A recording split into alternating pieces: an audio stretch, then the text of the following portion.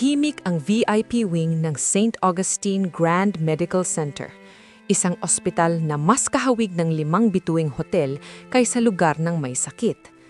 Marble ang sahig, mamahalin ang mga ilaw, at bawat kwarto ay may tanawin ng buong lungsod.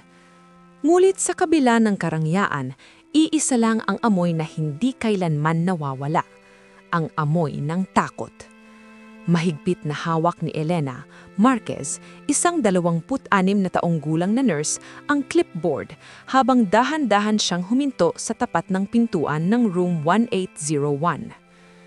Billionaire patient, terminal case, iyan ang laging bulong ng mga doktor. Huminga siya ng malalim bago pumasok. Nakaupo sa kama ang lalaking pinagkakaguluhan ng media, Adrian Velez, 32 taong gulang, gwapo, matangos ang ilong, maputla ang balat, ngunit may mga matang tila sanay mag-utos sa mundo. "Good evening, Mr. Velez," profesional na bati ni Elena habang chinecheck ang IV. Ngumiti si Adrian, ngiting pagod, ngunit may kakaibang lungkot. "Alam mo bang ikaw lang ang hindi nanginginig kapag kausap ako?" Tanong nito. Hindi sumagot si Elena. Sanay na siya sa ganitong klase ng pasyente. Mayabang, mayaman, at sanay na sinusunod. Ngunit iba si Adrian. "Alam mo rin bang mamamatay na ako?" Diretso nitong sabi. Tumigil ang kamay ni Elena. "Sir, hindi po namin..." "Taklang buwan," putol niya. Iyon ang sinabi ng doktor, at ayokong mamatay na walang naramdamang tunay. Nagtagpo ang kanilang mga mata. Doon nagsimulang kabahan si Elena. "May hihilingin ako," marahang sabi ni Adrian, "at babayaran kita, kahit magkano." Napaatras si Elena. Hindi ko po naiintindihan." Tumahimik sandali ang lalaki. Saka muling nagsalita. Mas mababa ang boses, mas seryoso. "Gusto kong maramdaman na ako'y minahal. Kahit minsan lang, kahit peke, kahit bayad." Parang binuhusan ng malamig na tubig ang buong katawan ni Elena. "Hindi po ako ganoong klaseng babae," mariin niyang sagot. Ngumiti si Adrian, tila tanggap ang sagot. Kinuha niya ang isang sobre mula sa drawer at inilapag sa mesa. "Para sa pamilya mo," sabi niya. "Alam kong may kapatid kang may sakit at inang may utang." Nanlaki ang mga mata ni Elena. Paano niya nalaman? Lumabas siya ng kwarto nang nanginginig ang tuhod, ang dibdib ay parang sasabog sa bigat ng lihim. Sa labas ng ospital, may isang lalaking naghihintay. Ang nobyo niyang si Marco, may dalang ngiti, walang kaalam-alam na sa gabing iyon, may isang hiling na sisira sa lahat ng kanyang paniniwala. At doon nagsimula ang kwento. Hindi agad nakatulog sa Elena ng gabing iyon. Paulit-ulit na bumabalik sa isip niya ang mga mata ni Adrian. Hindi mapang-angkin, hindi bastos, kundi puno ng takot. Takot na mamatay, takot na mag-isa, takot na wala man lang iniwang alaala ng pagmamahal.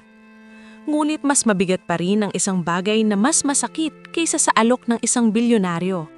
Ang katotohanang wala siyang karapatang magkamali. Madaling araw na nang nakauwi siya sa maliit nilang apartment sa gilid ng lungsod. Tahimik ang paligid. Taning tunog ng lumang electric fan ang maririnig. Inilapag niya ang bag at agad na dumiretso sa kwarto ng kanyang kapatid. Nakahiga si Lucas, 16 na taong gulang. Payat ang katawan. May nakakabit na oxygen tube sa ilong. Mahina ang paghinga nito. Isang paalala na ang oras ay hindi rin kakampi sa kanila. "Kuya," mahinang bulong ni Elena habang inaayos ang kumot. Hindi gumalaw si Lucas, ngunit ngumiti ito ng bahagya. "Galing ka na naman sa ospital?"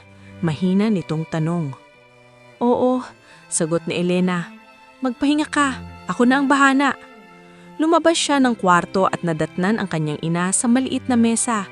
May hawak na resibo, mga papel ng ospital at calculator. Kita sa mukha nito ang pagod at pangamba.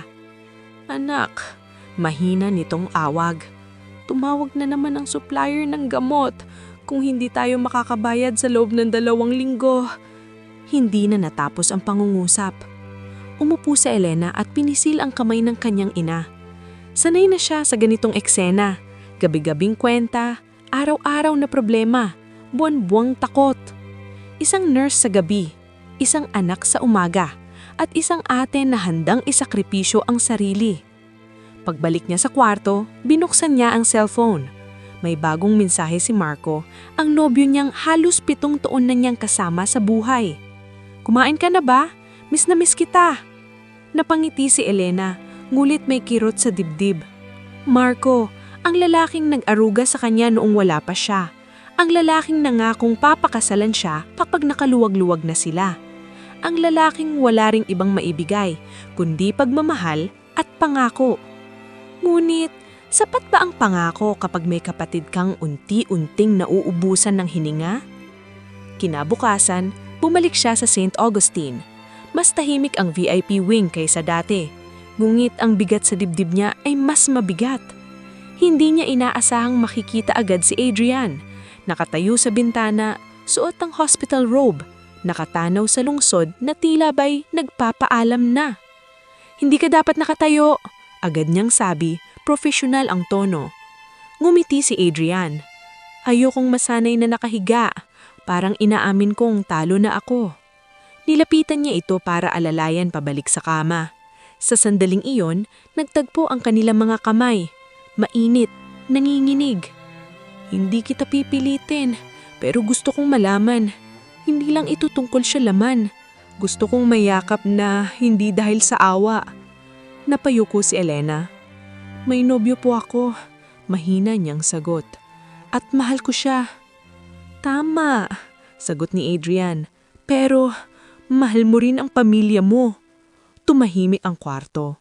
Kinuha ni Adrian ang sobre at muling inilapag sa mesa. Mas makapal kaysa kagabi. Isang gabi, isang desisyon, isang pagkakataon para sa kanila. Lumabas si Elena ng kwarto na nanginginig ang kamay. Sa hallway, tinawagan siya ni Marco. "Elena," masigla nitong sabi, "may balita ako. Nakahanap ako ng extra work. Konti pa, magiging okay na tayo." Napapikit si Elena. "Konti pa, palagi na lang, konti pa." Sa gabing iyon, habang nakatingin siya sa kisilam ng kanilang kwarto, isang tanong ang paulit-ulit na sumasagi sa isip niya. Hanggang saan ka dadalhin ng pagmamahal kapag ang kapalit ay konsensya mo? At sa di kalayuan, sa isang marangyang kwarto ng ospital, may isang lalaking naghihintay ng sagot na maaring magligtas sa kanya o tuluyang magwasak ng buhay ng isang babae. Hindi sanay si Adrian Valles sa katahimikan. Sa loob ng 32 taon ng kanyang buhay, palaging may tunog. Ring ng telepono, pag-click ng kamera, yabag ng mga taong handang sumunod sa bawat kibot niya. Ngunit sa loob ng VIP Room 1801, tanging tunog ng kanyang sariling paghinga ang naririnig niya. At iyon ang pinaka-nakakatakot. Nakaupo siya sa kama, hawak ang isang lumang relo, isang simpleng leather watch na hindi babagay sa isang lalaking may net worth na kayang magpatayo ng 10 ospital. Regalo iyon ng kanyang ama noong una siyang pumasok sa mundo ng negosyo. Ang oras ang taning bagay na hindi mo mabibili, Adrian, sabi noon ng ama niya. Ngayon, mas ramdam niya ang bigat ng mga salitang iyon. Pumasok ang doktor, si Dr. Hernandez, isa sa pinakamahusay sa bansa. Profesional ang mukha, ngunit may bahid ng lungkot ang mga mata. "May nararamdaman ka bang kakaiba?" tanong nito. Gumiti si Adrian. "Oo, takot." Hindi sumagot ang doktor, sanay na rin ito. "Gaano pa karami ang natitira?" Diretsyong tanong ni Adrian. Nag-atubili sandali ang doktor bago magsalita. 3, baka 4 na buwan kung lalaban pa ang kataman mo." Tumanggo si Adrian, parang tinatanggap ang kontratang hindi niya pwedeng tanggihan. Pag-alis ng doktor, bumalik ang katahimikan, ngunit hindi ang katahimikan ang sumasakal sa kanya, kundi ang alaala. Lumaki siyang mayaman, oo, ngunit lumaki rin siyang mag-isa. Ang ina niyang mas piniling maglibot sa Europa ang amang mas minahalang negosyo kesa sa anak. At ang mga babaeng dumating, lahat bayad, lahat panandalian. Walang yumakap sa kanya nang walang kapalit. Walang nagtanong kung kumusta ang puso niya. Kaya noong dumating si Elena, iba. Hindi ito natitig sa kanya na parang tropeyo. Hindi nanginginig sa pangalan niya. Hindi umaasa ng kahit ano. Isa lang siyang pasyente sa mga mata nito. At iyon ang unang beses na may tumingin sa kanya bilang tao, hindi bilang halaga. Maya-maya, muling bumukas ang pinto.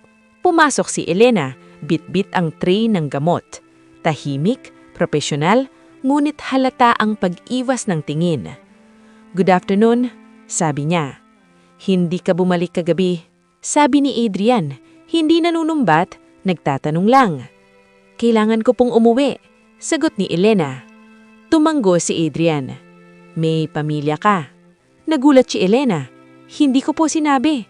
"Hindi mo kailangan," sagot niya. "Alam ko ang itsura ng taong may pinoprotektahan." Nagpatuloy si Elena sa ginagawa, pilit na pinipigil ang emosyon. Ngunit nang biglang manginig ang kamay ni Adrian dahil sa sakit, kusang niyang hinawakan ito. 1 segundo, 2 segundo, ngunit sapat iyon para maramdaman ni Adrian ang init, ang koneksyon na matagal na niyang hinaranap. "Hindi kita binibili," mahinang sabi niya. "Hindi ko kayang bilhin ang isang bagay na totoo." Napatingin si Elena sa kanya. "Kung tatanggihan mo ko, tatanggipin ko. Pero wag mong isipin na masama ang hiling ng taong ayaw mamatay na mag-isa." Parang may humigpit sa lalamunan ni Elena. Hindi siya umalis agad pagkatapos ng shift. Nanatili siya sa labas ng kwarto, nakasandal sa pader, pilit inaayos ang paghinga. Sa loob, nakapikit si Adrian, ngulit may luhang dumaos-dos sa gilid ng kanyang mata.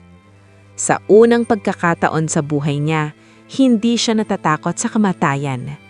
Takot siya sa isang bagay na mas masakit, ang mamatay na hindi kailanman minahal.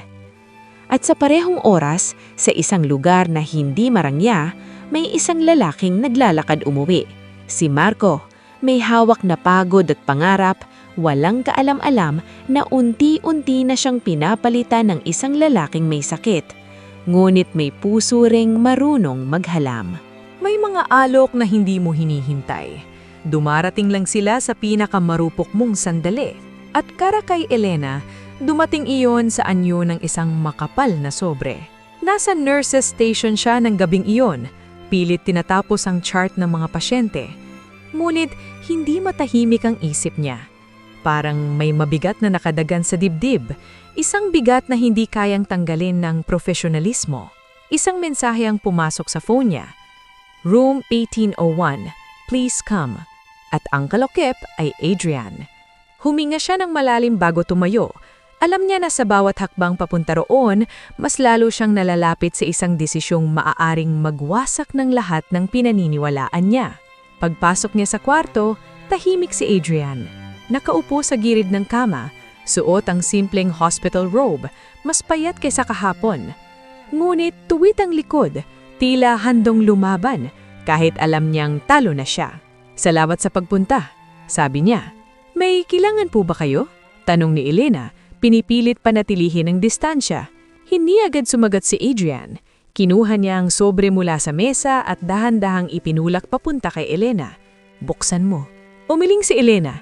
"Hindi ko po pwedeng para sa pamilya mo." Putol niya.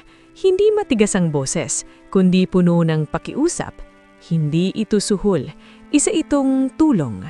Nag-atubili siya. Nanginginig ang kamay niya nang dahan-dahang buksan ng sobre. At doon siya napaupo.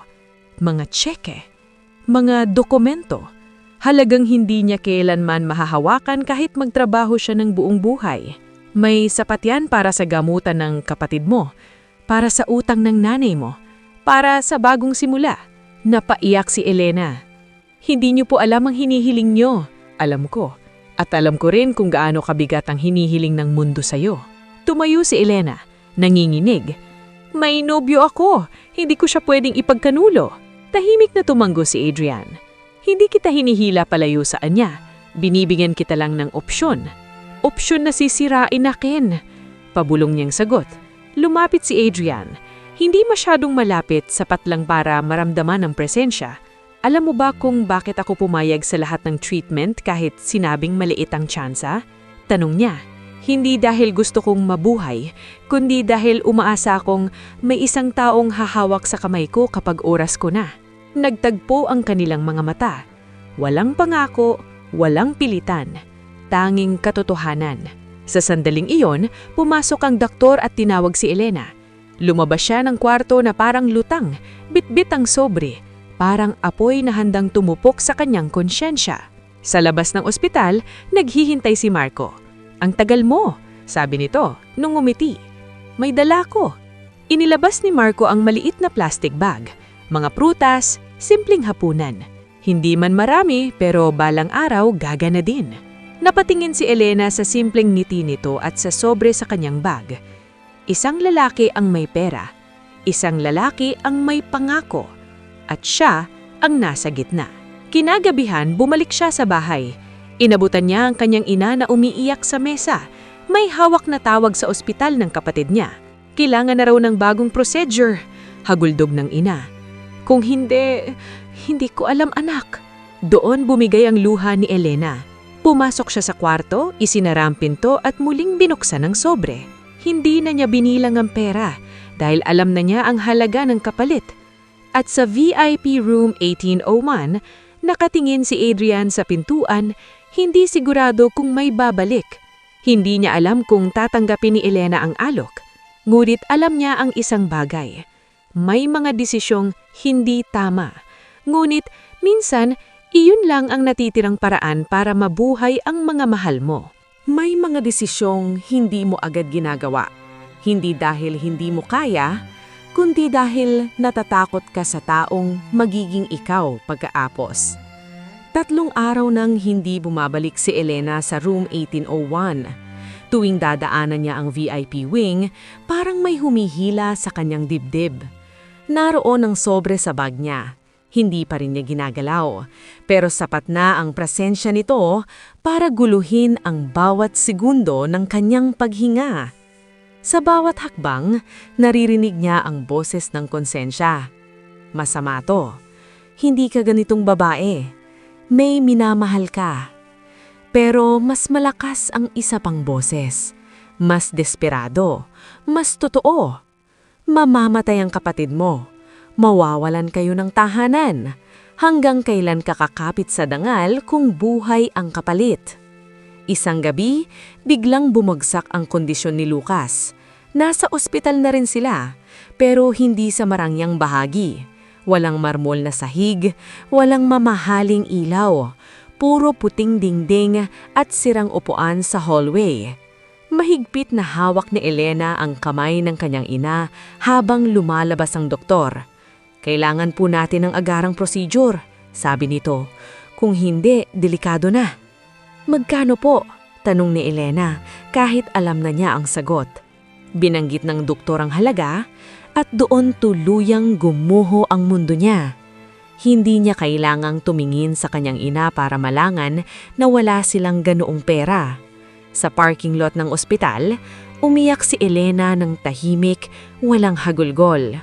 Yung klase ng iyak na pilit kinikimkim dahil wala ng luha na pwedeng sayangin. Tumunog ang phone niya. Si Marco. Elena, sabi nito, halatang pagod. Pumayag na yung kausap ko sa trabaho. Pwede na akong mag-overtime. Konti na lang ha. Napapikit siya. Konti na lang. Pero si Lucas, wala nang konti pa. Kinabukasan, bumalik siya sa St. Augustine. Hindi siya dumiretso sa room 1801. Naupo muna siya sa chapel ng ospital, isang maliit, tahimik na lugar na bihira niyang puntahan. Hindi ko alam ang tamang gagawin, pero pagod na akong maging matapang. Tahimik ang sagot. At sa katahimikang iyon, isang desisyon ang unti-unting nabuo. Hindi dahil gusto niya, kundi dahil wala na siyang ibang pagpipilian. Pagpasok niya sa room 1801, nagulat si Adrian. Tumayo agad ito kahit nanginginig ang tuhod. Akala ko, hindi ka na babalik. Tumanggo si Elena, pilit kinokontrol ang boses. May tanong ako. Ano man? Kapag natapos ito, sabi niya, wala ka nang hihingin pa? Nanlaki ang mata ni Adrian, saka tumanggo. Isang beses lang, at kung gusto mong umatras kahit sa huli, igagalang ko. Tahimik si Elena, parang sinusukat ang lalim ng bangin sa harap niya. Hindi ito pag-ibig, kasunduan lang. Alam ko, sagot ni Adrian, at nagpapasalamat ako na kahit iyon, binigay mo. Ibinigay niya ang sobre sa kamay ni Elena. Ngayon, mas mabigat kaysa dati. Gamitin mo agad, sabi ni Adrian. Para sa kanila. Hindi siya nagtagal sa loob ng kwarto. Bago siya lumabas, narinig niya ang huling salita ni Adrian. Hindi kita huhusgahan. Ngunit alam niyang siya mismo ang gagawa noon. Sa gabing iyon, hindi siya sumagot sa tawag ni Marco. Hindi dahil ayaw niya, kundi dahil hindi niya kayang marinig ang boses ng lalaking pinili niya sanang mahalin ng walang kasalanan. Habang nakahiga siya sa kama, nakatitig sa kisame, isang katotohanan ang malinaw. Hindi lahat ng sakripisyo ay marangal ang itsura. At hindi lahat ng kasalanan ay ginawa dahil sa pagnasa, minsan dahil lang sa pagmamahal. At sa kabilang kwarto ng ospital ay nakaupo rin sa dilim si Adrian, hindi masaya, hindi rin nanalo. Alam niyang binili niya ang isang sandali, ngunit alam din niyang sa sandaling iyon may isang babaeng mawawala sa sarili para iligtas ang iba. Hindi masamang tao si Marco. Iyan ang paulit-ulit na sinasabi ni Elena sa sarili niya habang pinapanood niya itong magtrabaho sa maliit na talye. Pasinan, pagod, ngunit patuloy na lumalaban. Hindi masama si Marco. Isa lang siyang lalaking palaging kulang. Kulang sa pera, kulang sa swerte, kulang sa pagkakataon. Pero sobra kung magmahal. 7 taon na silang magkasama. 7 taon ng pangarap na ipinagpaliban ng mga gabing sapat na ang yakap para magpatuloy hanggang sa dumating ang panahong hindi na sapat ang yakap. Sa tahimik mo nitong mga nakaraang araw, may problema ba sa ospital? Sabi ni Marco isang gabi habang sabay silang kumakain ng instant noodles. Umiling si Elena. Pagod lang, pinagmasdan siya ni Marco. Masyadong matagal. Parang may hinahanap sa kanyang mukha na hindi niya makita. May iba ka bang iniisip? Tanyong nito. Pilit tinatawanan ng sarili. O may ibang tao? Nanigas si Elena. Marco, joke lang. Mabilis nitong sabi. Pero hindi umabot sa mga mata ang Ako lang naman, 'di ba? Tumanggo si Elena. Ngulit sa loob niya, parang may pumutok na salamin. Kinagabihan, nagising siya sa tunog ng cellphone. Si Marco, nakaupo sa gilid ng kama, hawak ang phone niya. Bakit may missed call ka galing sa ospital kanina? Tanong nito. Mababa ang boses. Napaupo si Elena. Emergency. Pasyente. Anong pasyente? Giit ni Marco. Bakit VIP wing? Nagtagpo ang kanilang mga mata. Doon niya unang nakita ang selos na may halong takot. Takot na maiwan. Takot na mapalitan. Trabaho ko yon, mariin niyang sagot. Huwag mo kong pagdudahan. Tahimik si Marco. Ngulit kumuyom ang kamao niya. Hindi kita kayang mawala. Sabi nito, ikaw lang ang meron ako. Sa halip na maramdaman ng lambing, nakaramdam si Elena ng biga. Kinabukasan, habang papasok siya sa ospital, may isang lalaking nakatayo sa tapat ng gate. Si Marco. Hindi niya alam kung paano nito nalaman ang schedule niya. Sabay tayo, sabi nito. Pilit numingiti sa hallway ng St. Augustine. Ramdam ni Elena ang mga matang nakatingin.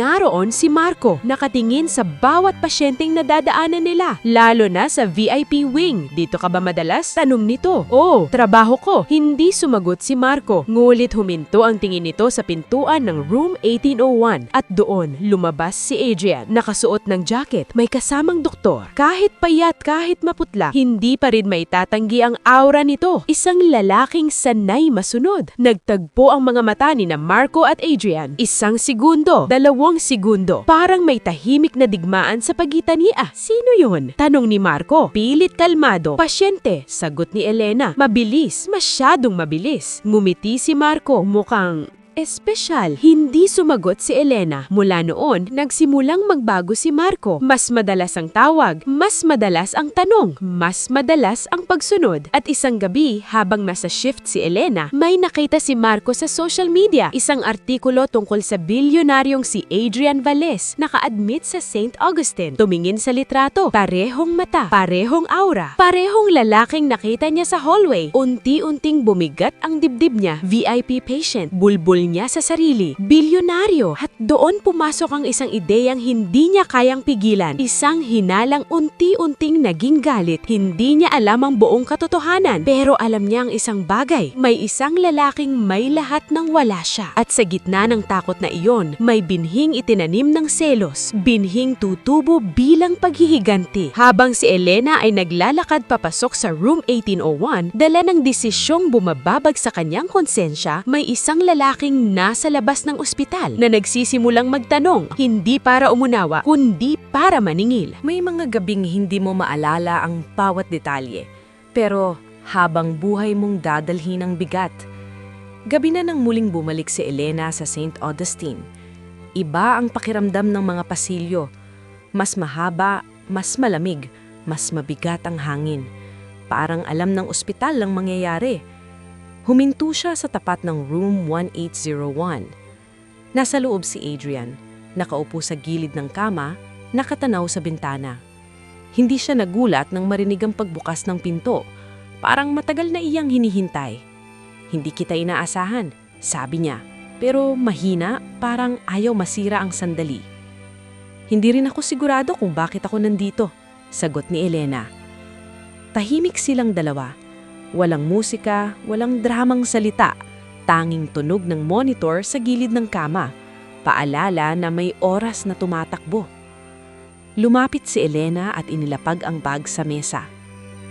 Bago ang lahat, sabi niya, pilit matatag ang boses. Gusto kong malinaw. Tumanggo si Adrian.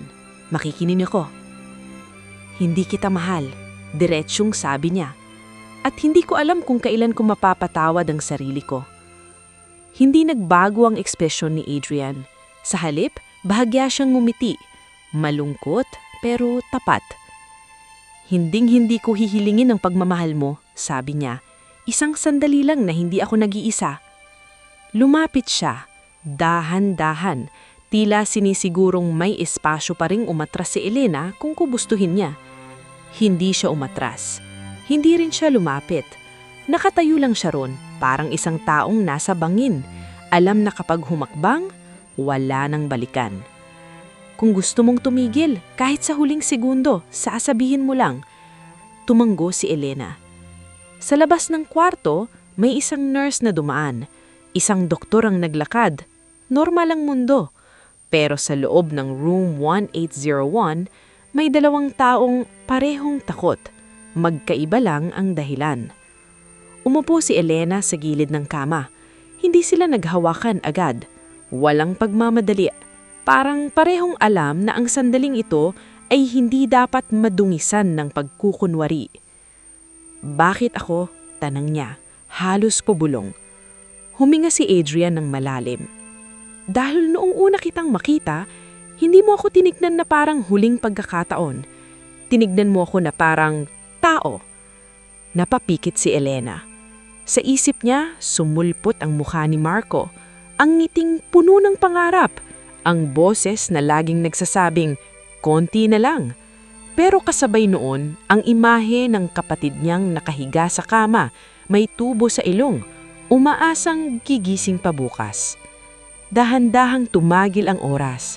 At sa sandaling iyon, gumawa siya ng desisyon na hindi niya ipagmamalaki. Pero tatanggapin niya ang kaparusahan. Hindi kailangang ilarawan ng lahat. Sapat nang sabihin na may dalawang taong nagbahagi ng katahimikan, hindi bilang magkasintahan, kundi bilang dalawang nilalang na parehong may takot at pangangailangan. At nang matapos ang gabi, walang ngiting panalo. Si Adrian ay nakatulala sa kisami. Hawak ang relo ng kanyang ama, parang mas mabigat ngayon. Si Elena naman ay nakaupo sa silya. Yakap ang sarili, pilit inaayos ang paghinga. Salamat, Marahang sabi ni Adrian. Hindi masaya, hindi rin kontento. Totoo lang. Tumanggo si Elena. Ito na ang huli. Tumayo siya, kunuha ang bag, at bago tuluyang lumabas, huminto siya sa pintuan. Gumaling ka, sabi niya, halos pakiusap, kahit hindi para sa akin. Pagkasara ng pinto, dun lang siya napahagulgol. Sa parking lot, sumakay siya sa sasakyan at umiyak hanggang sa mawalan ng luha. Hindi niya tinawagan si Marco. Hindi rin niya kayang tignan ng sarili sa salamin. Sa parehong oras, may isang lalaking gising sa maliit na apartment, si Marco. Nakatingin sa phone, hawak ang litrato ni Adrian mula sa balita. At sa unang pagkakataon, may nabuo sa isip niya na higit pa sa selos. Isang hinala na magiging galit. Isang galit na magiging plano. Samantalang sa loob ng ospital, humigpit ang monitor ni Adrian. At sa gitna ng katahimikan, may munting pagbabago sa datos na hindi pa napapansin ng kahit sino. Isang senyales na ang gabing iyon na akala'y huling-hiling ay maaaring simula pa lang ng mas malaking pagbabago. May mga umagang gigising ka na parang may kulang, kahit wala ka namang iniwan. Iyon ang pakiramdam ni Elena kinabukasan. Nasa banyo siya ng ospital, nakatingin sa salamin. Pareho pa rin ang mukha, parehong mata, parehong anyo ng isang nurse na sanay humarap sa sakit ng iba. Pero may nagbago. May bahid ng bigat sa likod ng mga mata, parang lihim na hindi niya kayang sabihin kahit kanino. Hinugasan niya ang muka, huminga ng malalim at sinuot ang propesyonal na maskara. Trabaho lang, tapos na ang kasunduan, wala nang babalikan. Ngunit habang papalapit siya sa VIP wing, kumakabog ang dibdib niya, hindi sa takot, kundi sa isang damdaming mas delikado, pag-aalala. Huminto siya sa labas ng room 1801. Saglit, isang segundo lang, parang nagdadasal. Pagpasok niya, nakita niya si Adrian. Nakaupo, nagbabasa ng dyaryo. Nang magtama ang kanilang mga mata, pareho silang napalingon. Parang may kasunduang wag pag-usapan ang nangyari. "Good morning," mahinang sabi ni Elena. "Good morning," sagot ni Adrian. Kapantay ang tono. Walang pag-angkin, walang pag-ini. At doon mas lalo siyang nahirapan. Mas madali sana kung mayabang siya, kung nagbago ang pakikitungo, kung may bahid ng panalo, pero wala. "Kamusta po ang pakiramdam niyo?" tanong niya, formal. "Mas magaan," sagot ni Adrian matapos mag-isip. "Hindi ko alam kung dahil sa gamot o dahil sa katahimikan." Tumanggo si Elena habang sinecheck ang vitals at doon siya natigilan. Mas maayos ang readings. Bahagyang bumaba ang inflammation. Mas steady ang paghinga. "Sir," sabi niya, pinipigilan ng kaba. "Ipapacheck ko lang po ito sa doktor." Nang lumabas siya ng kwarto, ramdam niyang nanginginig ang kamay niya. Hindi dahil sa hiya, kundi sa pag-asa na hindi niya paniniwalaan. Sa nurse's station, mabilis na lumapit ang doktor. "May improvement?" tanong nito, hindi makapaniwala. "Minimal," sagot ni Elena, "pero consistent." Nagkatiginan sila. "Bantayan natin," sabi ng doktor. "Huwag muna tayong umasa." Huwag umasa, yun din ang sinabi ni Elena sa sarili niya habang naglalakad pabalik. Ngulit paano mo pipigilan ang puso kapag may munting liwanag? Sa loob ng kwarto, tahimik si Adriel, nakatingin sa bintana, hawak ang relo. May mali ba nang napansin niyang mukha ni Elena? Wala, mabilis niyang sagot. "Normal lang po." Ngumiti si Adrian, parang alam na may itinatago siya. "Hindi ka marunong magsinungaling." Napatingin siya sa kanya. "Hindi rin po kayong marunong magpanggap." Nagkatiginan sila, mas matagal kaysa dapat. Walang salitang binibigkas, pero pareho nilang nararamdaman ang pagbabago. Hindi ito pagnanasa, hindi rin pag-ibig. Isang bagay na mas delikado, pagkalinga. Pagkatapos ng shift, tinawagan siya ni Marco. Hindi niya agad sinagot. Nang sa wakas ay pinindot niya ang call, pagod ang boses nito. "Nasaan ka?" tanong ni Marco. "Sa trabaho." "Tara, kain tayo, Miss Pita." Napapikit si Elena. "Hindi ako pwede." Tahimik sa kabilang linya, masyadong tahimik. "Elena," marahang sabi ni Marco, "may nararamdaman akong mali." Nilunok niya ang laway. "Pagod lang tayong pareho." "Hindi," sagot nito, "pero aayusin ko. Lahat gagawin ko." Pagkatapos ng tawag, naupo si Elena sa locker room. Doon niya unang naramdaman ng tunay na sakit. Hindi dahil sa ginawa niya, kundi dahil hindi na niya alam kung saan siya uuwi. Samantala, sa loob ng room 1801, pumasok ang doktor dala ang chart. Adrian, sabi nito, may konting pagbabago sa resulta mo. Hindi pa tayo masyadang sigurado pero may posibilidad. Posibilidad ng ano? Tanong ni Adrian. Ng mas mahabang oras. Napaningi si Adrian, hindi malaki, hindi masaya. Isang ngiting may halo ng takot. Mas mahabang oras. At ang unang pumasok sa isip niya ay hindi negosyo, hindi pamana, kundi ang babaeng nagsabing ito na ang huli, pero ngayon ay mas dalas niyang iniisip kaysa sa dapat. Sa parehong araw, 2 puso ang nalilito. Isa dahil may pag-asang hindi inaasahan, isa dahil may damdaming ayaw tanggapin. At sa lilim ng lahat niyon, may isang lalaking tahimik na nagmamasid. Binubungo ang mga piraso ng hinala, papalapit sa katotohanan na ayaw niyang harapin. May mga damdaming mas madaling itanggi kaysa aminin, lalo na kung alam mong bawal. Mula nang mapansin ang pagbabago sa kondisyon ni Adrian, mas naging madalas ang pagbisita ng mga doktor, mas mahigpit ang pagbabantay, mas maraming test, at mas maraming oras na magkasama sila ni Elena. Oras na dapat sana'y probasyonal lang. Ngunit hindi na iyon ganoon kasimple. Mas okay po ang appetite nyo ngayon, sabi ni Elena habang inaayos ang tray ng pagkain. Dahil ikaw ang nagdala, biro ni Adrian, ngunit walang landi. May lambing lang na hindi niya sinasadyang ipakita. Sinulyapan siya ni Elena. Huwag kayong ganyan. Ganyang paano? Na parang hindi niya tinapos ang pangungusap. Umiling na lang siya. Ngumiti si Adrian, saka naging seryoso. Hindi kita inaasahan, hindi rin kita hinihingi. Mas lalo siyang nahirapan. Mas madali sana kung humihingi siya, kung umaasa, kung nagdedemand ng kapalit. Pero wala. Isang hapon, pinayagan si Adrian na maglakad sa garden ng ospital.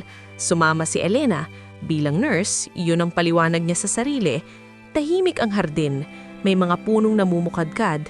Parang walang alam sa sakit at takot ng mundo. Dito ako pumupunta kapag hindi ko na kaya, sabi ni Adrian. Tahimik? Hindi kayo sanay sa tahimik, sagot ni Elena. Ngumiti siya, pero natututo. Umupo sila sa isang bench, may pagitan. Laging may pagitan. Kapag gumaling ako, biglang sabi ni Adrian, hindi na kita hihingin ng kahit ano. Napatingin si Elena. Bakit niyo sinasabi yan? Dahil gusto kong malinaw, sagot niya. Ayaw kong isipin mong may utang ka. Parang may pumitik sa dibdib niya. Wala po akong utang, mahinang sagot niya. Tapos na ang kasunduan. Tumanggo si Adrian. Alam ko, pero may mga bagay na hindi natatapos kapag sinabi mong tapos na. Tahimik sila. Sa katahimikan, may umuusbong na tanong na pareho nilang iniiwasan. Sa gabing iyon, nagpunta si Elena kay Marco. Matagal na silang hindi nagkikita. Pagbukas niya ng pinto, sinalubong siya nito ng yakap. Mahigpit, parang may hinahabol. Akala ko hindi ka na darating, sabi ni Marco. Sorry, sagot niya. Habang kumakain sila, pilit siyang kinakausap ni Marco tungkol sa trabaho, sa plano, sa bukas. Ngunit sa bawat salita nito, mas lalong lumalayo ang isip ni Elena. May iba ka na ba? Biglang tanong ni Marco. Diretsyo, walang paligoy. Nanlaki ang mata ni Elena. Wala. Sigurado ka? Giit niya. Kasi pakiramdam ko, hindi na ako ang kasama mo kahit nandito ka. Napatayo si Elena. Huwag mo akong pilitin. Tumahimik si Marco. Ngunit sa mata ni Po, may nabubuong galit na pilit tinatakpan ng takot. Pag-uwi ni Elena, tumayo siya sa balkonahe ng apartment. Malamig ang hangin, tahimik ang gabi, at sa gitna ng katahimikan, malinaw ang katotohanan. Hindi niya mahal si Adrian, o yun ang sinasabi niya sa sarili niya, pero nag-aalala siya. Masaya siya kapag gumagaan ang pakiramdam nito, at natatakot siya sa ideyang mawala ito. Sa room 1801, nakatingin si Adrian sa mga resulta ng test. Mas malinaw na ang pagbabago ngayon. May tsansa, sabi ng doktor. Hindi pa sigurado, pero may tsansa kang gumaling. Isinara ni Adrian ang mga mata. Ang una niyang naisip ay hindi ang buhay na babalik sa kanya, kundi ang babaeng maaaring kailangan niyang pakawalan kung gusto niyang mabuhay ng tama. Sa parehong gabi, 2 puso ang tahimik na umaamin, hindi sa isa't isa, kundi sa sarili, na may pag-ibig na umuusbong at may sakit na mas madelikado pa kaysa cancer, ang magmahal kapag hindi ka handa sa kapalit. May mga katotohanang hindi mo inaamin hanggang sa sila na mismo ang lumabas. Nagsimula ang lahat sa isang maliit na pagkakamali. Isang gabi ng overtime, isang naiwan na cellphone, isang pangalan na hindi dapat makita. Nasa kusina si Marco nang marinig niya ang tunog ng notification mula sa phone ni Elena na naiwan sa mesa. Hindi niya balak silipin hanggang sa makita niya ang pangalan sa screen, Dr. Hernandez. Please inform Mr. Valez will repeat the tests tomorrow. Nanigas siya. Valez. Hindi iyon karaniwang apelyido. Masyadong pamilyar. Masyadong may bigat. Kinuha niya ang phone. Isang hakbang na hindi na niya mababawi. Binuksan niya ang messages. Hindi marami. Walang malinaw na ebidensya. Pero sapat ang tono, sapat ang oras, sapat ang pangalan. At parang apoy na sinindihan ng hangin, bumalik sa isip niya ang lalaking nakita niya sa VIP wing, ang bilyonaryo. Ang pasyente, ang lalaking may lahat, nawala siya. Pag-uwi ni Elena, nadatnan niyang nakaupo si Marco sa sala. Madilim ang mukha, tahimik, hawak ang phone niya. Bakit ka nagbabasa ng phone ko? Tanong niya, nanginginig ang boses. Tumayo si Marco. Sino si Adrian Valez? Tumigil ang mundo ni Elena. Pasyente, sagot niya. Pilit kalmado. Bilyonaryo, giit ni Marco. VIP, cancer patient. At ikaw ang nurse niya. Huminga siya ng malalim. Trabaho ko yun. Lumapit si Marco. Masyadong malapit. Trabaho ba ang tignan kanya na parang ikaw ang dahilan kung bakit siya humihinga? Napaatras si Elena. Hindi mo naiintindihan. Hindi. Sigaw ni Marco. Ikaw ang ayaw magpaliwanag. Tumihilim sila. Mabigat. Delikado. May nangyari ba sa inyo? Marahang tanong ni Marco, pero ang mata inagbabanta. Umiling si Elena. Wala. Kalahating katotohanan. Kalahating kasinungalingan. Ngumiti si Marco. Ngiting walang saya. Alam mo bang pinakamadaling makita ang kasinungalingan? Kapag hindi mo kayang tumingin sa mata ng taong mahal mo. Tumalikod siya at kinuha ang jacket. Huwag mo muna akong hanapin. Pagkasara ng pinto, doon lang bumagsak si Elena sa sahig. Yakap ang sarili. Nanginginig. Kinabukasan, mas maaga siyang pumasok sa ospital. Pagpasok niya sa room 1801, nakita niya si Adrian. Nakangiti, hawak ang chart, may balita. Sabi nito, hindi ngayon. Mabilis niyang sagot, halatang balisa. Napansin ni Adrian ang pamunutla niya. May nangyari ba? Alam niya na. Pabulong niyang sabi. Alam niyang tungkol sa'yo na wala ang ngiti ni Adrian. May sinabi ka ba? Tanong niya. Wala. Pero hindi ko na kayang magsinungaling pa, tumanggo si Adrian. Mabigat ang dibdib. Kung kailangan mong lumayo, gagawin ko ang lahat para mailipat ka. Hindi yan ang problema. Ang problema, totoo na ang nararamdaman ko. Tahimik si Adrian. Sa unang pagkakataon, may takot sa mga mata niya. Hindi takot mamatay, kundi takot na makasakit. Hindi ko intensyon. Sinamula niya. Alam ko. Pero hindi rin natin napigilan. Sa labas ng ospital, may lalaking nakaupo sa sasakyan. Si Marco. Hawak ang phone, bukas ang mga artikulo ko kay Adrian Valez. Mga litrato, mga headline, Billionaire Hair Battles Terminal Illness. Kumuyom ang kamao niya. Kung kinuha mo ang lahat sa ina ko, babayaran mo to. At sa parehong araw, dumating ang opisyal na resulta ng mga tests. Adrian, hindi pa ito milagro. Pero malinaw na gumagana ang treatment. May hagdan ng pag-asa. Tunay na pag-asa. Ngulit kasabay ng pag-asa, mas lumaki ang panganib. Dahil kapag ang sikreto ay nabunyag, may mga pusong hindi handang tumanggap at may mga lalaking handang sirain ang lahat para hindi matalo. May mga lalaking kapag nasaktan, umiiyak. May mga lalaking umiinom.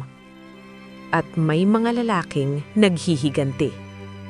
Hindi umuwi si Marco ng gabing iyon. Nagmaneho siya ng walang direksyon.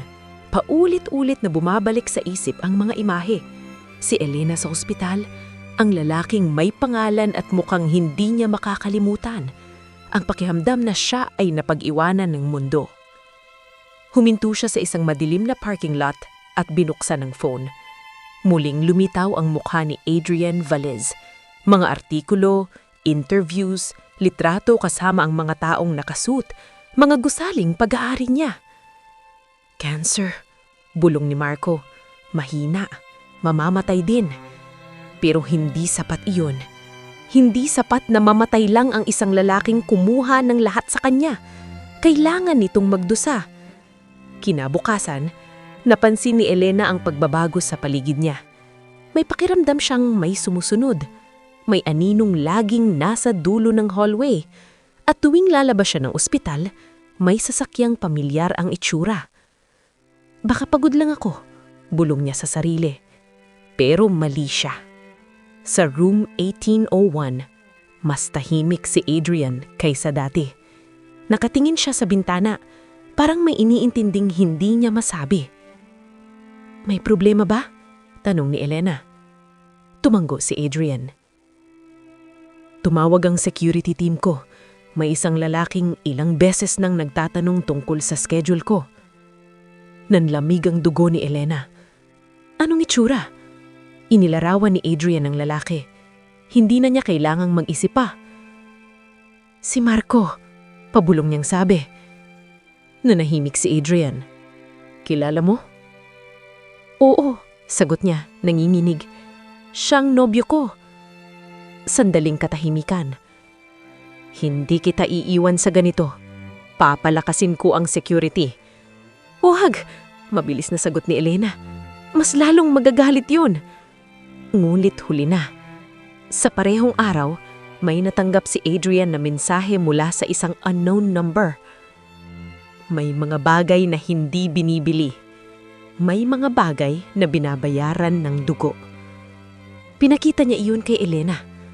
Napaupo siya sa gilid ng kama. Kasalanan ko to. Hindi, sagot ni Adrian. Desisyon nating lahat ito. Ngunit alam nilang pareho, ang galit ay may sariling isip. Kinagabihan, pauwi na si Elena mula sa ospital nang napansing sira ang ilaw sa parking lot. Tahimik. Masyadong tahimik. Biglang may humawak sa braso niya. Marco! Sigaw niya. Huwag kang maingay, bulong nito, mabigat ang hininga. Gusto lang kitang kausapin. Tinignan niya ang mukha nito. May galit, may sakit, may takot. Hindi mo naiintindihan, umiiyak niyang sabi. Hindi ko kayo pinagpalit. Pero pinili mo siya. Pinili mo ang lalaking may pera. Bumitaw ito bigla at umatras. Parang natakot sa sarili. Lumayo ka muna. Pakiusap. Para sa lahat. Ngumiti si Marco. Ngiting hindi niya kilala. Huli na. Mabilis itong umalis. Iniwan si Elena na nanginginig sa dilim. Kinabukasan, mas lumala ang kondisyon ni Adrian. Hindi dahil sa sakit, kundi dahil sa stress. Bumilis ang tibok ng puso. Tumaas ang blood pressure. Hindi ako mamamatay sa sakit, biro ni Adrian sa doktor. Mukhang sa gulo. Ngumiti ang doktor, pero seryoso ang mata. Kailangan mong magpahinga at mag-ingat. Sa labas ng ospital, may isang lalaking nakatayo sa ulan. Nakatingin sa bintana ng room 1801. Sa isip niya, malinaw ang plano. Kung hindi niya kayang agawin ang pag-ibig pabalik, sisiguraduhin niyang wala ring magtatagumpay. At sa loob ng ospital, magkatabing nakaupo sina Adrian at Elena. Parehong alam na may parating na panganib. Hindi na ito tungkol sa kasunduan. Hindi na rin ito tungkol sa sakit. Ito ay tungkol sa kaligtasan. At ang dilim ay unti-unti nang lumalapit. May mga himalang dumarating hindi bilang sagot sa panalangin, kundi bilang hamon. Maagang nagising si Adrian dahil sa sunod-sunod na doktor na pumasok sa kanyang kwarto. May kakaiba sa kilos nila. Hindi nagmamadali, hindi rin malungkot. Para bang may pinipigilang ngiti. Anong meron? Tanong niya, nakataas ang kilay. Nagkatinginan ng mga doktor bago nagsalita si Dr. Hernandez. Adrian, sabi nito, kailangan naming ulitin ang ilang tests, pero malinaw ang trend. Tumayo si Elena sa gilid, hawak ang clipboard. Nanginginig ang kamay niya, hindi sa takot, kundi sa inaasam-asam na ayaw niyang pangalanan. Ang tumor, patuloy ng doktor, ay hindi na lumalaki. Sa ilang bahagi, luliit pa. Tahimik ang buong kwarto. Hindi pa ito cured, mabilis na dagdag ng doktor. Pero ito ang unang malinaw na senyales na gumagana ang treatment. Hindi agad nagsalita si Adrian. Umupo siya sa kama. Parang hinihintay na may sumabog sa dibdib niya. Gumagaling ako? Talong niya, halos babulong. May malaking tsansa, sagot ng doktor. Kung magtutuloy-tuloy ito. Napaupo si Elena sa silya.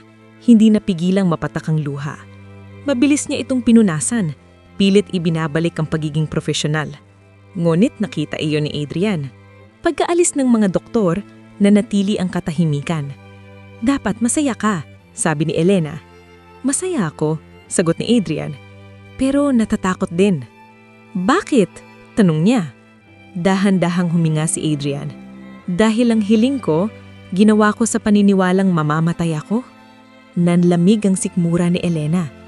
Ngayon, patuloy niya, kung mabubuhay ako, anong ibig sabihin nun para sa'yo? Hindi makasagot si Elena.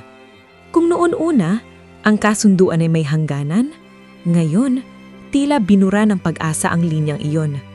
Kinahapunan, dumating ang balita sa media. May leak, may insider. Biglang nagkalat ang headline, Billionaire Adrian Velez shows remarkable improvement. Sa labas ng ospital, nagtipo ng mga reporter. Flash ng kamera, mga tanong na parang bala. At sa gitna ng ingay, may isang lalaking tahimik na nagmamasid. Si Marco. Nakita niya ang balita sa phone. Nabasa niya ang salitang improvement, hope, survival. Hindi ka pala mamamatay.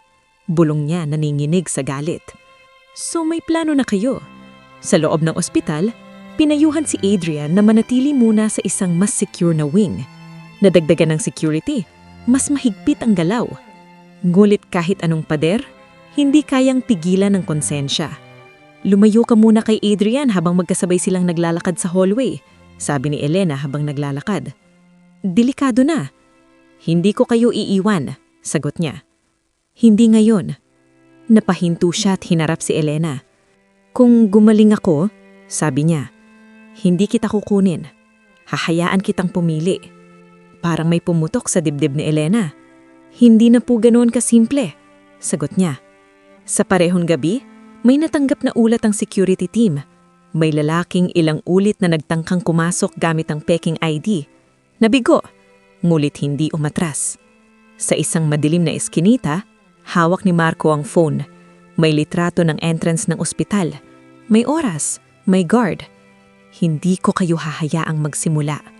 Kung hindi akin, hindi rin magiging kanya. Samantala, sa kwarto ni Adrian, nakahiga siya.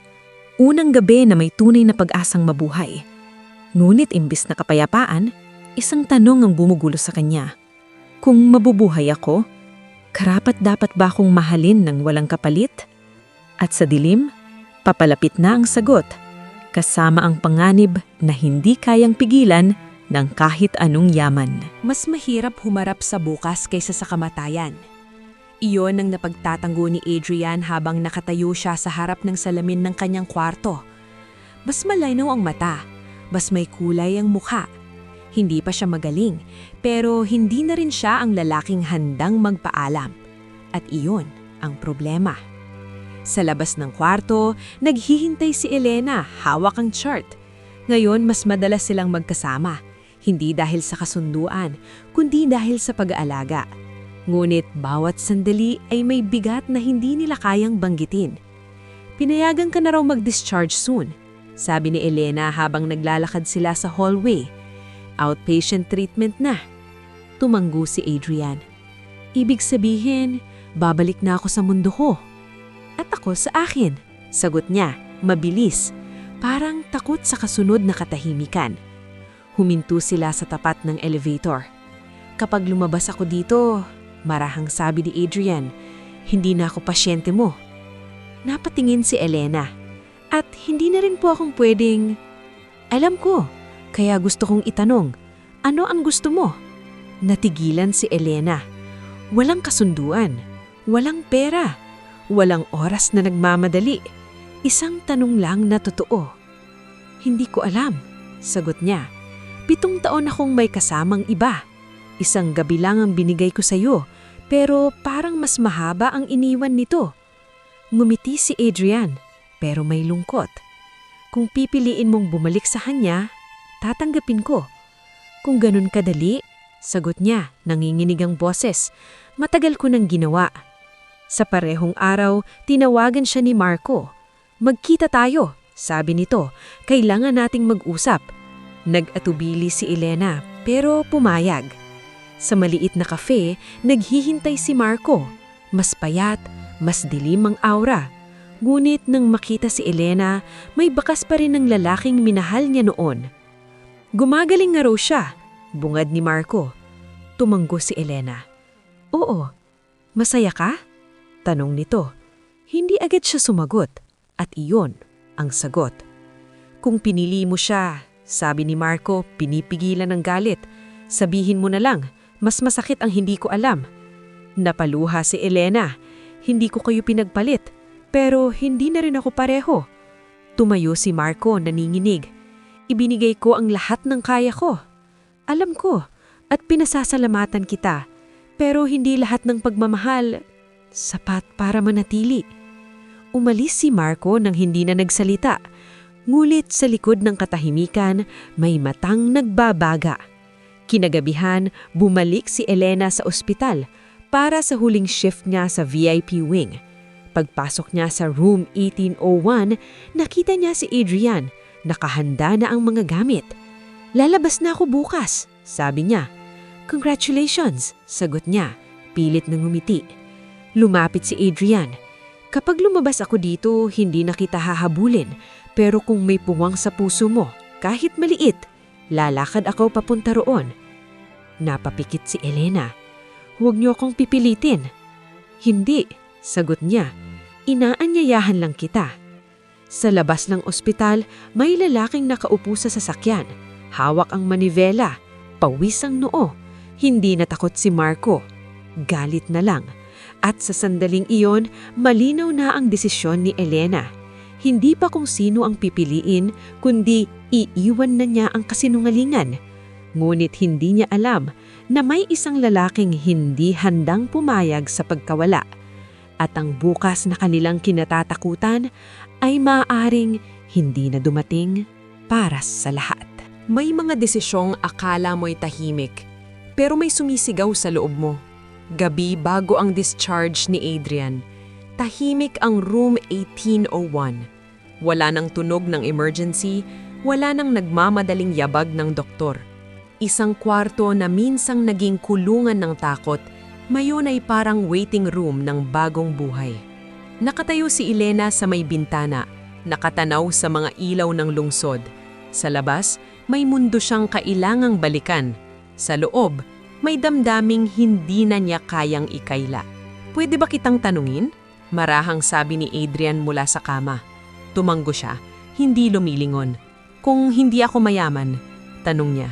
Kung isa lang akong karaniwang pasyente, may magiging iba ba? Napapikit si Elena. Hindi pera ang dahilan kung bakit siya nananatili roon. Hindi rin awa, kundi ang katahimikang nararamdaman niya kapag magkasama sila. Isang katahimikang matagal na niyang hinahanap. Hindi ko alam kung kailang nagsimula, sagot niya. Pero hindi na ito tungkol sa pera. Ngumiti si Adrian, hindi masaya, kundi magaan. Yun lang ang gusto kong marinig. Lumapit si Elena sa kama at huminga ng malalim. Hindi ko na kayang magsinungaling, sabi niya. Hindi kay Marco, hindi sa sarili ko. Tahimik si Adrian. Hinintay niya ang susunod na salita. Hindi umaasa, pero handa. Pipiliin ko ang katotohanan, patuloy niya. Kahit masakit, kahit magulo, Hindi siya niyakap ni Adrian, hindi siya hinawakan. Parang pareho nilang alam na ang sandaling iyon ay hindi kailangang pisikal na kumpirmasyon. Salamat, sabi ni Adrian. Hindi dahil pinili mo ako, kundi dahil pinili mong maging totoo. Sa parehong oras, sa labas ng ospital, nakaparada ang sasakyan ni Marco. Matagal na siyang naroon. Matagal na niyang pinapanood ang bintana ng VIP wing. Nakita niya ang animo ni Elena sa loob. At sa sandaling iyon, tuluyang naputol ang huling pisi ng pagpipigil niya. Kung hindi ako ang pinili, walang pipiliin kahit sino. Kinabukasan, maagang umalis si Elena mula sa apartment. May bitbit siyang maliit na bag, hindi para lumipat, kundi para tapusin ang isang kabanata. Nakipagkita siya kay Marco sa park na dati nilang pinupuntahan. Hindi na kita pipigilan, sabi ni Marco, malamig ang boses. Alam ko na. Hindi ko kayo sinadya, umiyak na sagot ni Elena. Pero kailangan kong piliin ang sarili ko. Tumanggo si Marco, pero hindi umabot sa mga mata ang pagtanggap. Sana naging sapat ako. Hindi ito tungkol sa sapat, kundi sa totoo. Pag-alis ni Elena, nanatili si Marco sa park, nakatingin sa mga batang naglalaro, sa mga pamilyan buo, at doon niya naramdaman ang ganap na pagkawala. Sa hapon, lumabas si Adrian sa ospital. May ngiti, may pag-asa, may bagong simula. Sa labas ng gate, naghihintay si Elena. Hindi sila nagyakapan, naglakad lang sila magkatabi. Isang simpleng hakbang na mas matapang kaysa anumang pangako. Ngunit sa likod ng mga animo, may matang nakasunod. At sa dibdib ni Marco, may galit na hindi na kayang pigilan ng luha o alaala. Ang puso ni Elena ay nakapili na, ngunit ang kwento nila ay malayo pa sa wakas. Dahil kapag ang isang tao ay nawalan ng lahat, minsan, handa siyang kunin pati ang buhay ng iba. May mga taong kapag nawalan ng mahal, tumitigil. At may mga taong naghahanda. Hindi umuwi si Marco matapos ang pagkikita nila ni Elena. Sa halip, nagmaneho siya papalayo sa siyudad hanggang sa isang lumang motel sa gilid ng highway. Doon niya inilabas ang phone, binuksan ang gallery, mga litrato ni Elena, mga alaala ng 7 taon, at isang bagong larawan, si Adrian palabas ng ospital kasama ang babaeng dati ay kanya. Nanginginig ang kamay ni Marco. Hindi pa tapos, bulong niya. Sa kabilang banda, tahimik ang biyahe ni na Adrian at Elena papunta sa isang private recovery house sa labas ng siyudad. Pinayuhan si Adrian ng doktor na umiwas muna sa stress kaya't malayo sa media at ingay ang pinili niya. Pasensyo na kung naladamay ka sa gulo, sabi ni Adrian habang nakatingin sa daan. Umiling si Elena. Matagal na akong nasa gulo, ngayon lang ako humarap. Ngumiti si Adrian. Kung gusto mong umatras. Huwag niyo na pong ulitin, hindi na ako umaatras. Tahimik silang nagpatuloy, hindi alam na may sasakyang ilang metro ang layo. Hindi nakasunod, ngulit nagtatanong. Sa motel, may kausap si Marco sa phone. Sigurado ka ba? Tanong ng boses sa kabilang linya. Hindi ako nagbibiro, sagot ni Marco. Kailangan ko lang ng paraan para matakot sila. Isang beses lang. Ngumiti siya, ngiting walang init.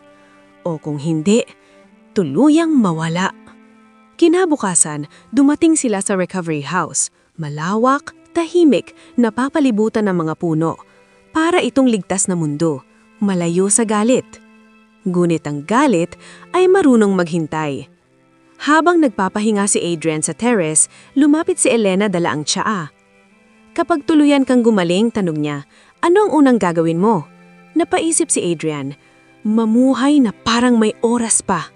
Ngumiti si Elena, iyon din ang gusto ko. Sa di kalayuan, may lalaking nakatayo sa likod ng mga puno.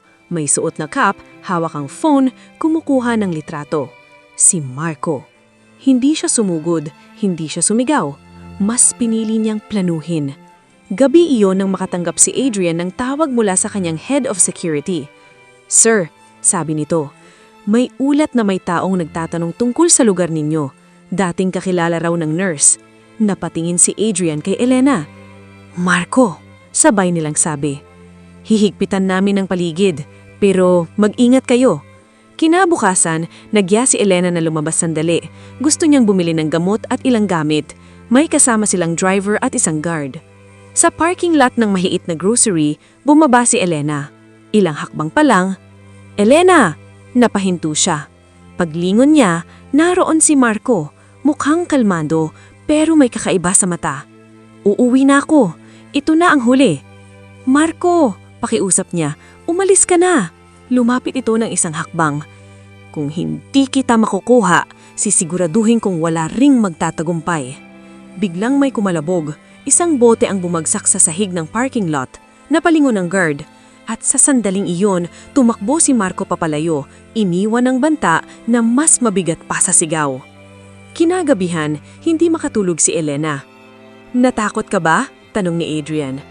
"Oo," sagot niya. "Pero mas natatakot akong hindi na ito matatapos." Hinawakan ni Adrian ang kamay niya. "Hindi kita hahayaang masaktan." Sa labas ng recovery house, sa loob ng sasakyan, nakaupo si Marco. Hawak ang isang maliit na baril sa glove compartment. Hindi niya ito inilabas. Hindi pa. Pero malinaw na sa isip niya. Kung hindi niya kayang mabuhay sa mundong walang si Elena, handa siyang wasakin ang mundong kumuha sa kanya. At sa dilim, palapit na ang gabing na babaguhin ang lahat. May mga gabing tahimik lang sana kung hindi sinadya ng isang taong wasakin ito. Madilim ang paligid ng recovery house. Ang mga ilaw sa hardin ay may hisinang kumikislap, sumasabay sa malamig na hangin. Sa loob, mahimbing na natutulog si Adrian, pagod sa therapy buong araw. Sa kabilang kwarto, gising si Elena, hindi mapakali. May masama siyang pakiramdam. Tumayo siya at sumilip sa bintana. Sa malayo, may ilaw ng sasakyang nakahinto sa gilid ng kalsada. Akala niya'y guni-guni lang, hanggang sa biglang mamatay ang ilaw sa bakuran. Napatigil ang paghinga niya. Lumabas siya ng kwarto at tinungo ang sala. Tahimik. Masyadong tahimik. Hinanap niya ang phone. Crash. Isang malakas na tunog mula sa likod ng bahay. "Adrian," bulong niya habang nanginginig ang kamay. Sa labas, dahan-dahang bumukas ang pinto ng kusina. At doon niya nakita si Marco. Pawis ang noo, gulo ang buhok, at may hawak sa kamay na hindi na dapat naroon. "Elena," sabi nito, mababa ang boses. "Hindi ko gustong mangyari to." "Marco, tama na," umiiyak niyang sagot. "Kung may pagmamahal ka pa sa akin, umalis ka." Umiling ito. "Umalis ka na sa akin matagal na." Sa itaas, nagising si Adrian sa ingay. Dahan-dahan siyang bumaba ng hagdan at nakita ang eksenang hindi niya inakalang mangyayari. "Marco," mariing sabi niya, "ibaba mo yan." Napalingong si Marco. "Ikaw." Puno ng galit ang tinig. "Ikaw ang kumuha ng lahat." "Huwag!" sigaw ni Elena habang pumigit na. "Ako ang pumili, hindi siya." Natawa si Marco. Isang tunog na walang saya. Iyan ang mas masakit. Sa isang iglap, may umalingaw na putok. Hindi malinaw kung sino ang target. Napaatras si Adrian. Bumagsak sa sahig. Sumigaw si Elena at lumuhod sa tabi niya. "Adrian!" Ngunit hindi dugo ang unang bumungad, kundi ang pader na tinamaan. Nagkagulo. Tumakbo ang guard mula sa labas. May sigawan, may yabag. Sa gitna ng kaguluhan, muling itinaas ni Marco ang kamay. "Marco!" sigaw ni Elena, "kung gagawin mo yan, patay na talaga tayo lahat." Napatingin si Marco sa kanya at doon niya nakita ang takot na siya mismo ang lumikha. Sa labas, rinig ang parating na mga sasakyan, sirena. Bumagsak ang kamay ni Marco. Nahulog ang hawak niya sa sahig. Umupo siya, hawak ang ulo. Hindi ko na alam kung paano titigil. Yinakap siya ni Elena, hindi bilang pagpili, kundi bilang pamaalam. "Huminto ka na. Maawa ka sa sarili mo." Dumating ang mga pulis. Kinuha si Marco ng hindi na nanlaban. Habang inilalabas siya, lumingon siya kay Elena. Huling tingin, puno ng pagsisisi. Sa sahig, hinawakan ni Adrian ang dibdib niya. Hinihingal, nanginginig. "Buhay ka," umiiyak na sabi ni Elena. "Buhay ka pa." Ngumiti si Adrian pilit. Mukhang ayaw pa akong kunin ng mundo. Sa labas, umulan. Hindi dugo ang bumuhos, kundi luha, takot, at isang katotohanang hindi na mabubura.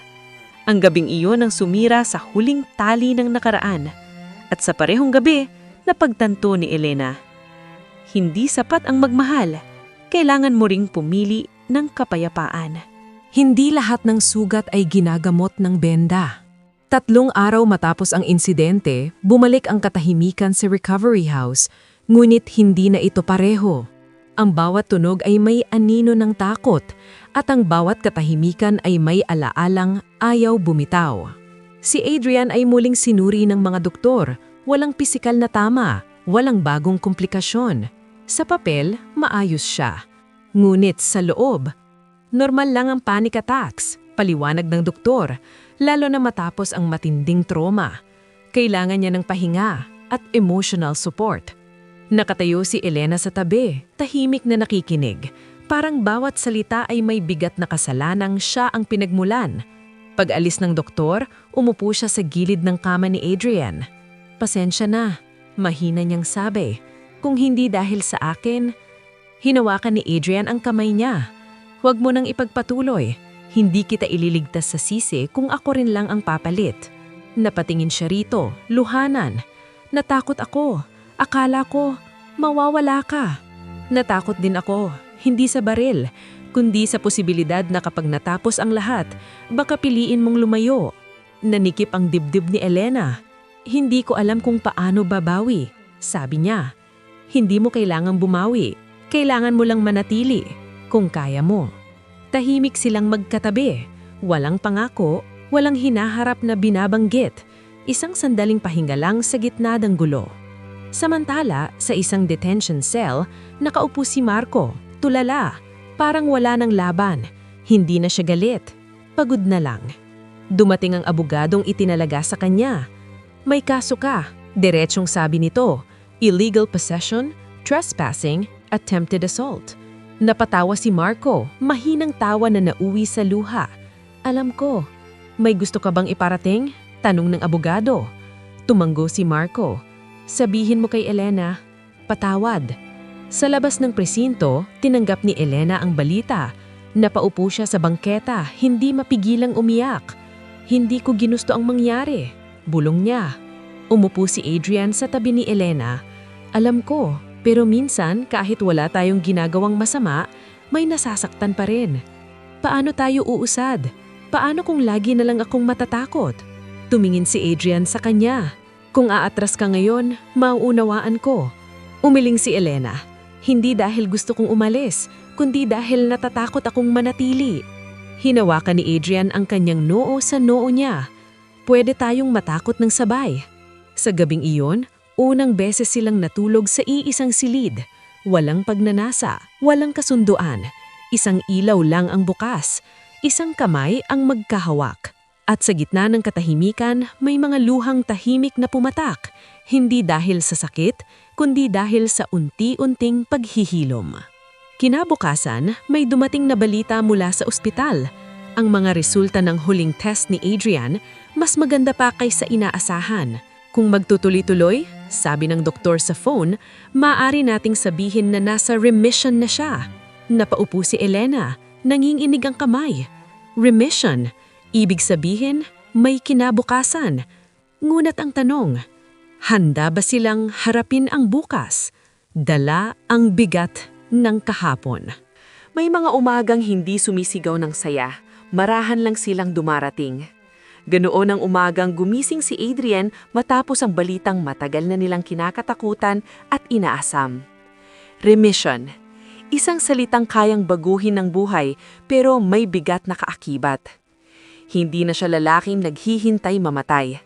Isa na siyang lalaking kailangang mamuhay. Sa terrace ng recovery house, umupo si Adrian hawak ang tasa ng kape. Tahimik ang paligid. Walang kamera, walang ingay, walang bantang nakatago sa dilim. Ilang sandali pa, lumabas si Elena, suot ang simpleng damit, walang uniforme, walang badge. Hindi ka pa rin sanay, sabi niya, nakangiti ng bahagya. Kape imbis na gamot. Ngumiti si Adrian. Mas mahirap pala to. Umupo si Elena sa tapat niya. Ano? Ang magplano ng bukas. Nanahimik siya sandali bago nagsalita. Alam mo, noong una, akala ko tapos na ang papel ko kapag gumaling ka. Tumingin si Adrian sa kanya, mahinahon. At ngayon? Ngayon, huminga siya ng malalim. Natatakot akong baka hindi ko alam kung sino ako kapag wala na ang kinailangan. Hindi siya agad sinagot ni Adrian. Sa halip, inabot niya ang kamay ni Elena, hindi mahigpit, hindi mapilit. Hindi kita kailangan, sabi niya, pinipili kita. Parang may nabunot sa dibdib ni Elena. Mga luha ang umapaw, hindi dahil sa sakit, kundi sa pag-unawang matagal niyang hinintay. Hindi na ako nurse mo, mahinang niyang sabi. Hindi na rin ako pasyente, sagot ni Adrian. 2 taong sugatan lang na gustong sumubok ulit. Sa parehong araw, dumating ang opisyal na resulta. Pinirmahan, kinumpirma. Cancer-free. Hindi sumigaw si Adrian, hindi rin siya umiyak. Napatayo lang siya, ipinikitang mata at huminga. Malalim, parang unang hinga ng bagong buhay. Si Elena ang unang yumakap sa kanya. Malaya ka na, bulong niya.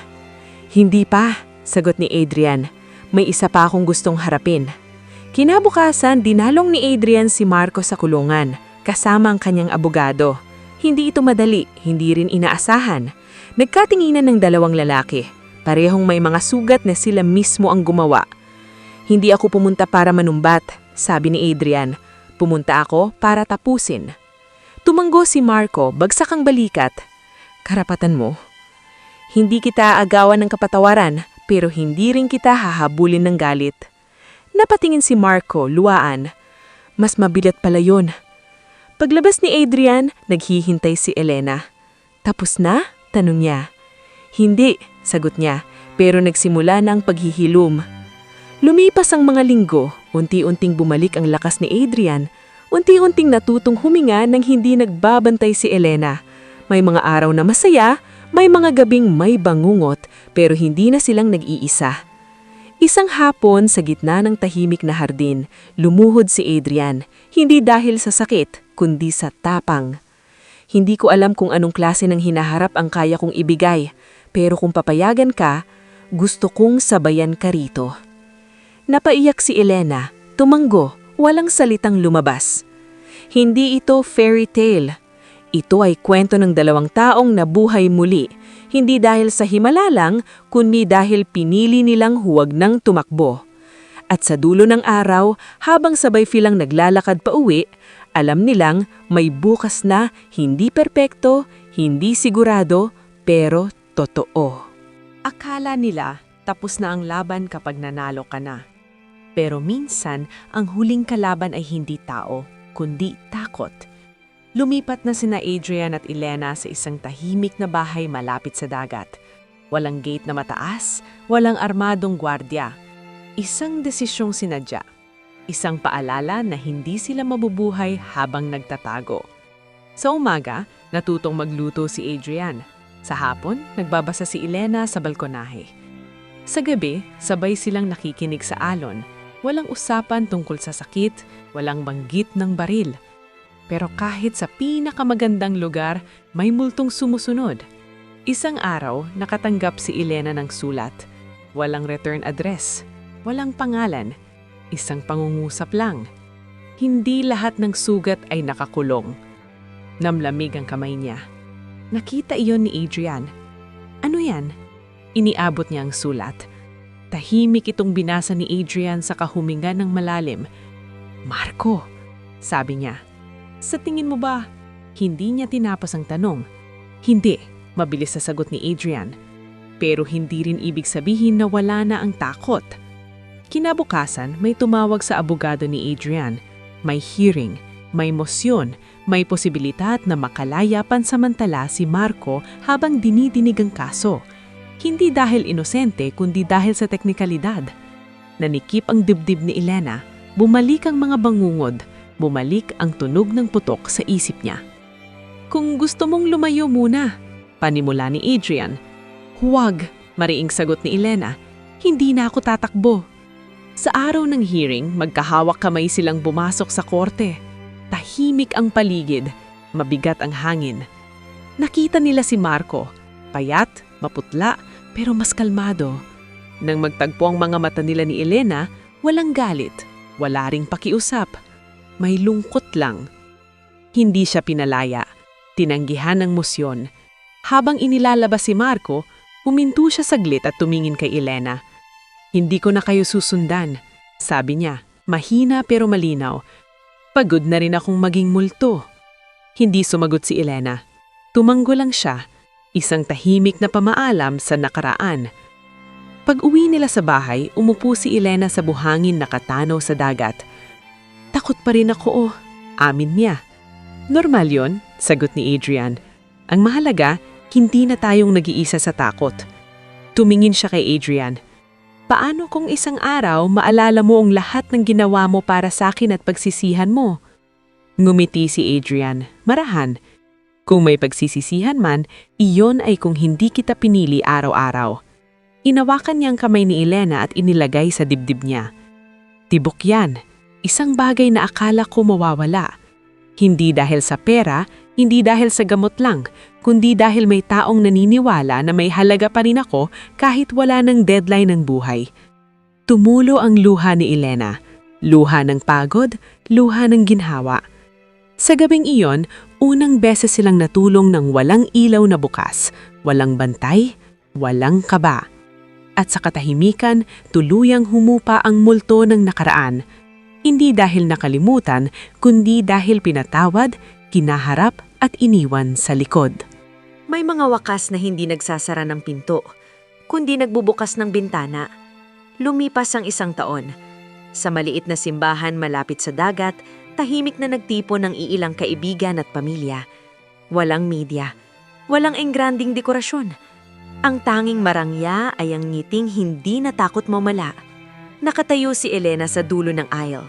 Simple ang suot, walang alahas, walang bakas ng dating nurse na laging nagmamadali.